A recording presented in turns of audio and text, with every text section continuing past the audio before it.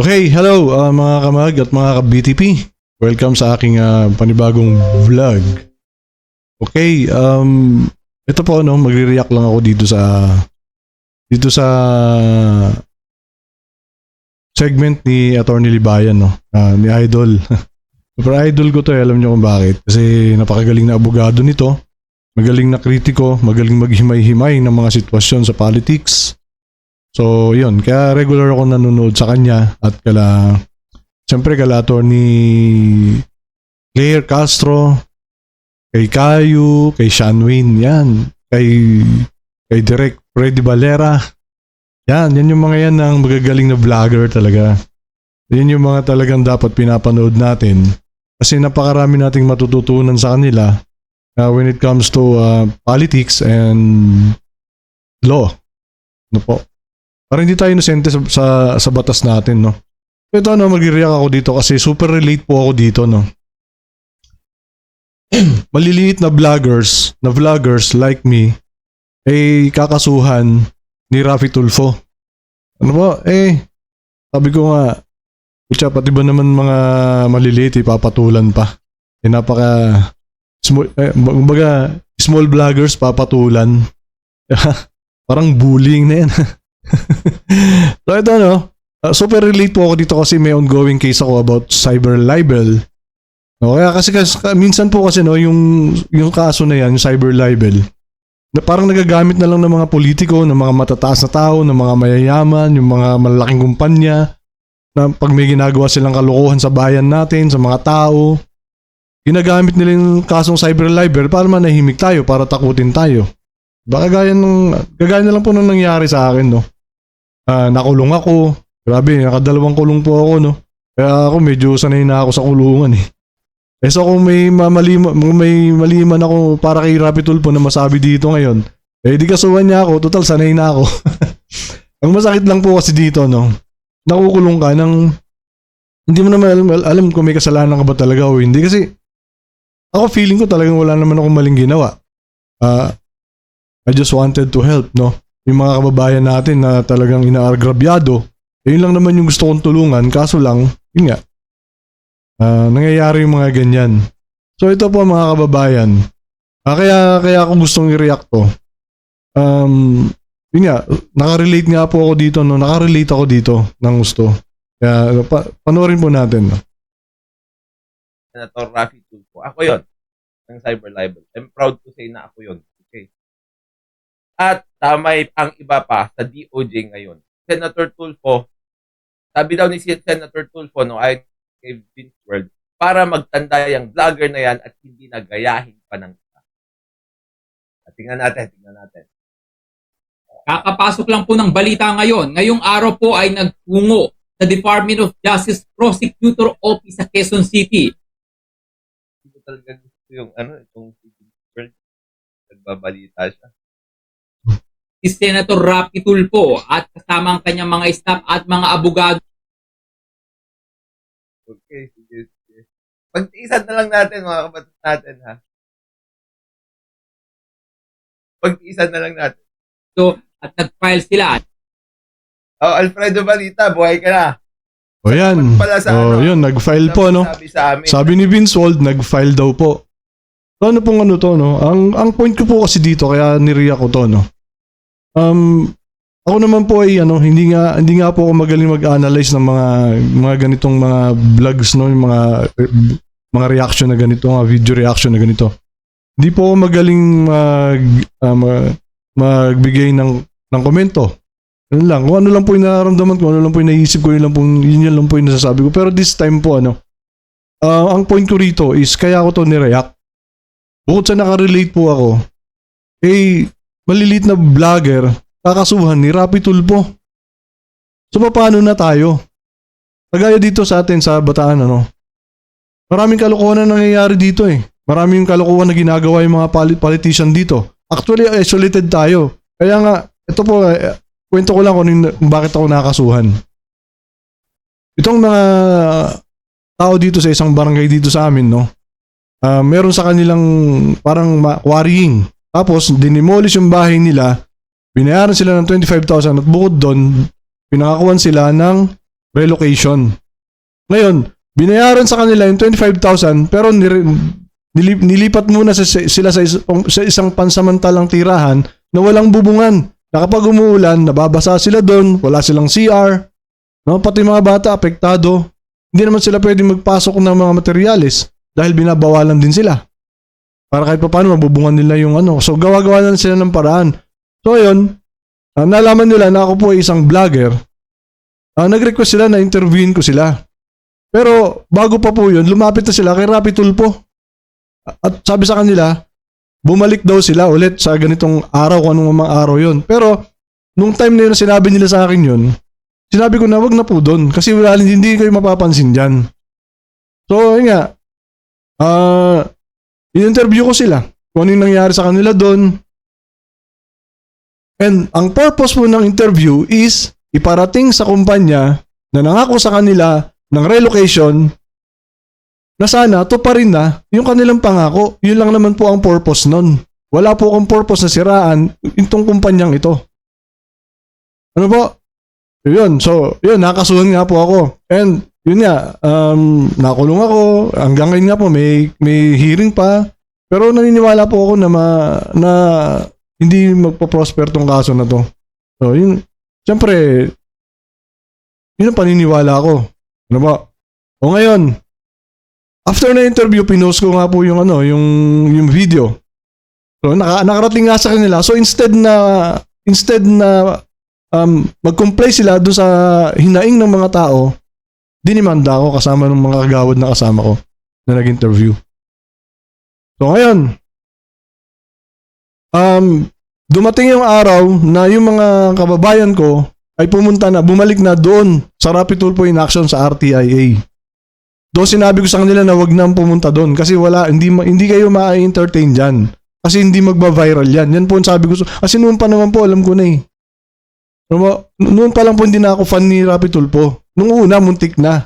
Kasi ang tinitira niya noon yung mga politician, yung mga police na hindi uma-action sa mga trabaho nila, no? Mga police na tiwali, ganyan. Noong una, medyo talagang umahanga ako.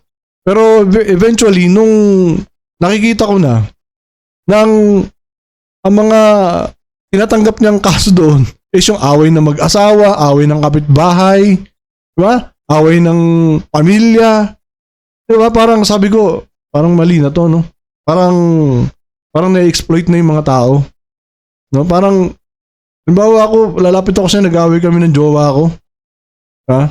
Lalapit ako sa kanya. E di lahat ng, halimbawa, iniputan ako ng jowa ko. O di buong mundo, nalaman na naiputan ako. So yun palang pumasok na sisip ko na may mali. Hanggang sa napanood ko nga ito si Atty. Dibayan.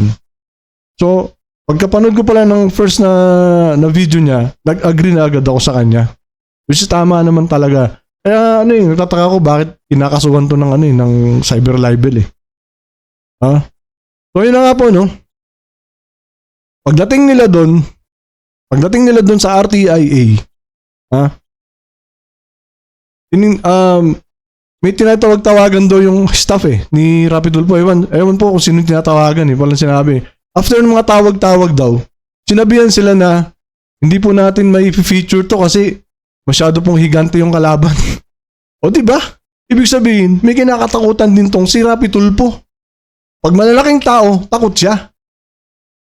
Diba? Pero pag mga general lang yan, mga kernel lang yan, mga mayor lang yan, hindi niya kinakatakutan eh.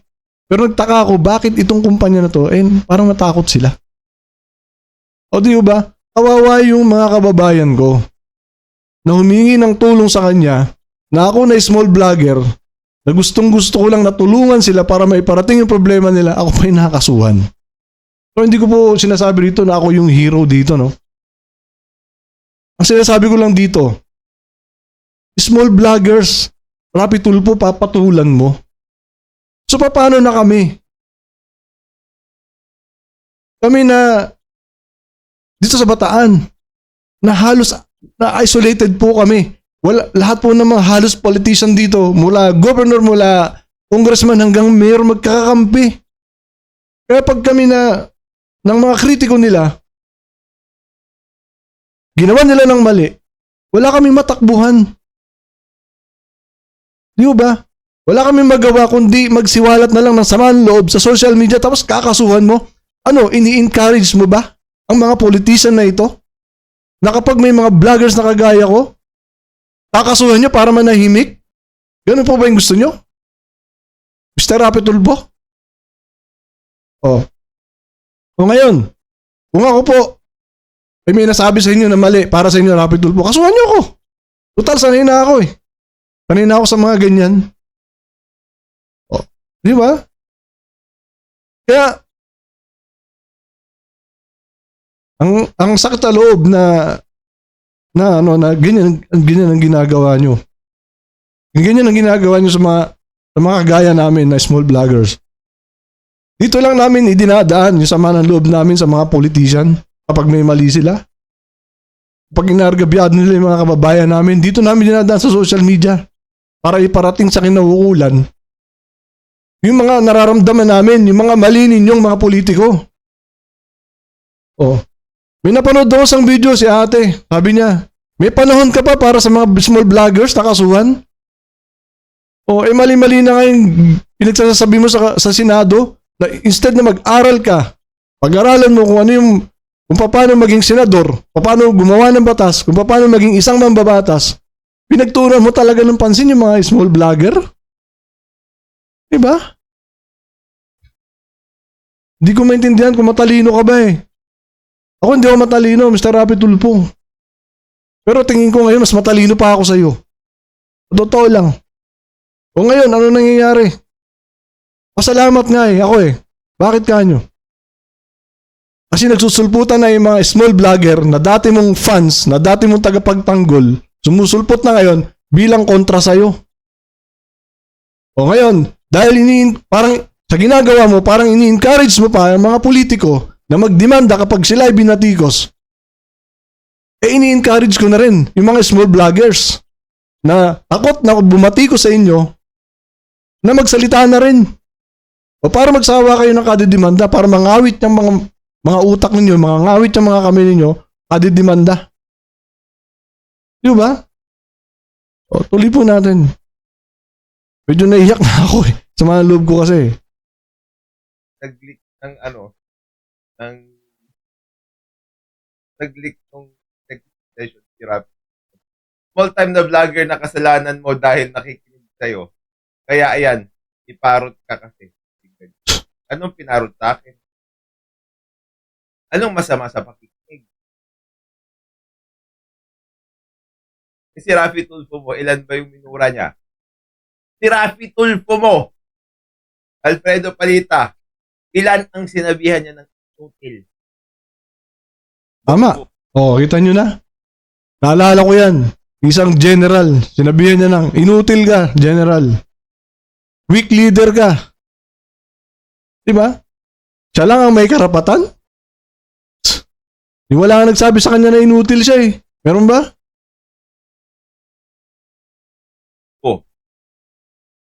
Yung mura na lang, ilan ang minura niya, ilan ang pinahiya niya, ilan ang inakusahan niyang corrupt.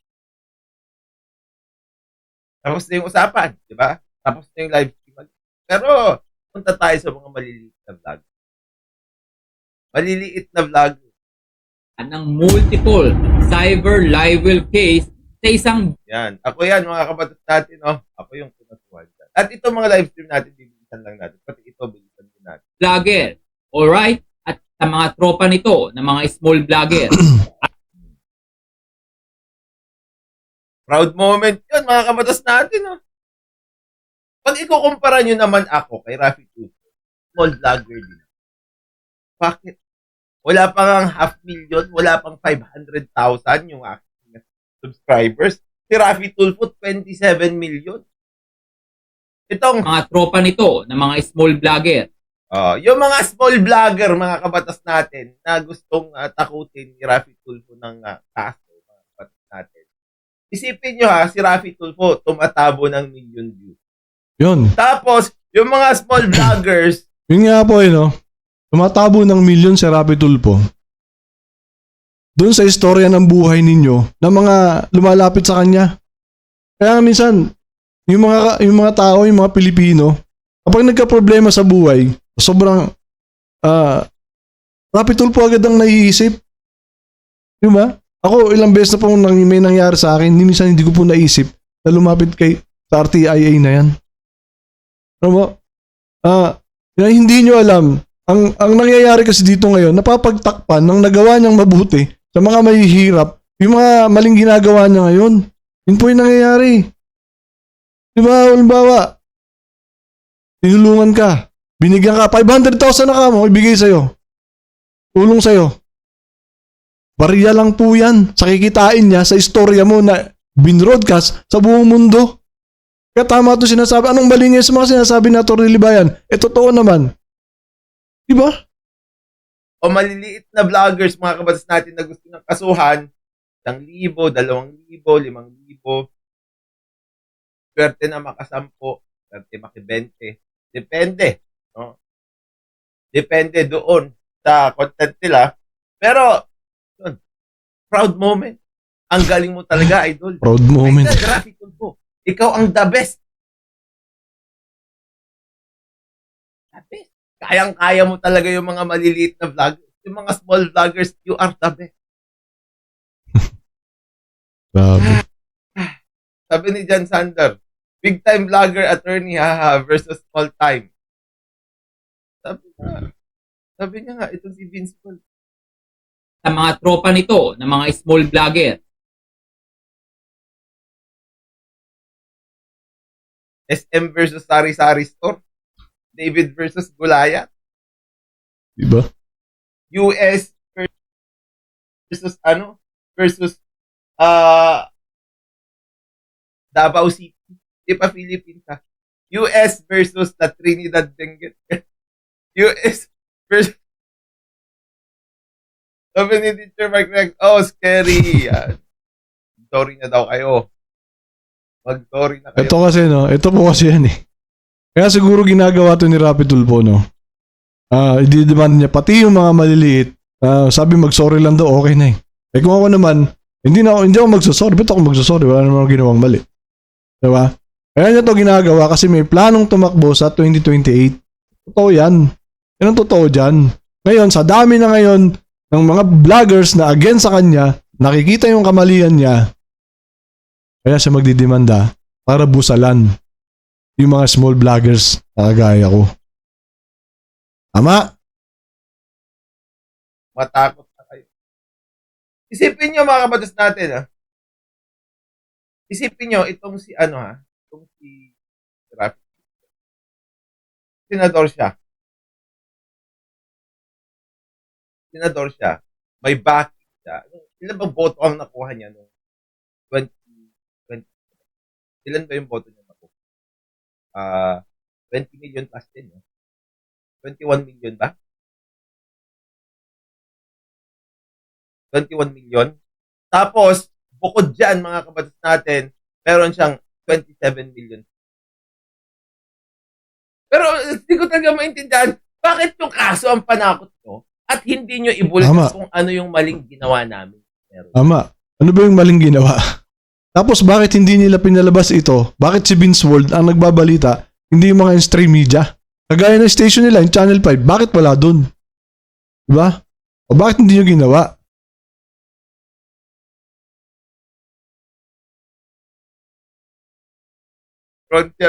Sabi niya, may maleta. Sa maleta pa lang, talo na tayo.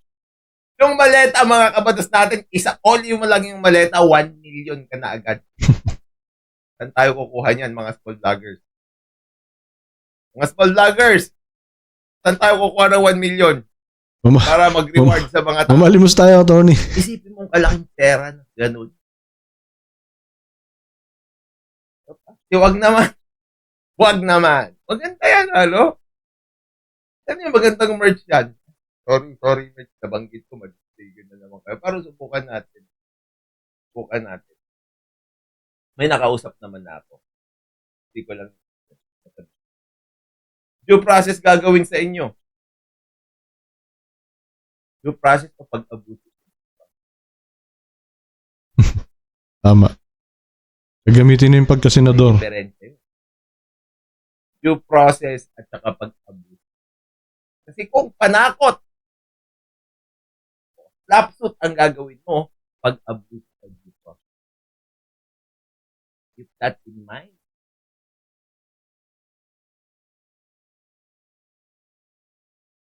So yun mga kababayan, hanggang dito na lang po tayo, no? Ito nga po, no? Wala akong nakikitang mali sa ginagawa ni Atty. Libayan, nila Atty. Claire, ni Caio, ni Sean Wayne, at saka ni ano nito? Ni Freddy Valera, ni Direk Freddy Valera. Wala naman ako nakitang mali na ginagawa nila. Cyber libel parang ginagamit na lang eh. Bakala ko ba, Senator Tulfo, para ka sa mahihirap? Bakit ngayon parang ini-encourage mo pa yung mga politiko na gayahin ka? Hindi mo naman directly na ini-encourage sila, but sa ginawa mo, parang ini-encourage mo na rin sila eh. Diba? Nabusalan kami mga small vlogger na dito lang naglalabas ng sama ng loob nagsisiwalat ng kamalian ng mga politiko. Bakit nagpolitiko pa kayo? Ayaw nyo masita. Diba? Tama yun si ate. Kalimutan ko yung pangalan eh. Tama yun si ate. Diba? Pag politiko ka, marunong ka dapat tumanggap ng mga kritiko mo. Marunong ka dapat tumanggap ng mga negative na comments para sa'yo. Ngayon, kung ayaw mo nun, bumaba ka na sa upuan mo. Diba? Oo. Kaya, mga kababayan, hindi ko ito ginawa para lang gayahin yung mga ibang vloggers na lumutang na against kay Rapi Tulfo. Para gayahin sila. No, hindi po. Ginawa ko to kasi talagang masama na po yung loob ko kasi nga po sobrang relate po ako sa nangyari na to. Sobrang relate po ako kasi cyber libel ginagamit na lang para busalan tayong mga small vlogger na busalan tayo ng mga kritiko, ng mga politiko dito sa lugar natin, sa buong bansa, para hindi na may sawalat yung kanilang mga kalokohan. Para sila tuloy-tuloy lang sa kanilang ginagawa na panluloko sa taong bayan. Lalong-lalo na pagdating sa vote buying. Di ba? Huwag na tayo mag-ipokritahan dito. Totoo naman may vote buying. Talamak nga eh. Dito sa Bataan, talamak nga vote buying dito eh. O ngayon, dito sa social media namin dinadaan, para kahit paano sana makarating sa mga inukulan para mapaimbestigahan. Kaso wala namang nangyayari. Pero at least nailabas namin yung kami sama ng loob. O sa ginawa ni Rapi Tulfo, baka yung mga politiko dito sa lugar namin, gayahin na yan. O, di ba? O, para mabusalan na kami lahat dito ng mga maglalakas loob na bumatikos sa mga politiko dito sa amin. O. Kaya sa Rapi Tulfo, please lang. Di ba? Gamitin mo naman yung isip mo paminsan-minsan. Di ba? Huwag mo kaming busalan. Huwag mo kaming takutin sa pamamagitan ng pag-abuso sa due process. Kagaya nga na sinasabi ni Atty. Libayan. Muli po magandang araw sa inyo mga ka-BTP, mga kamag.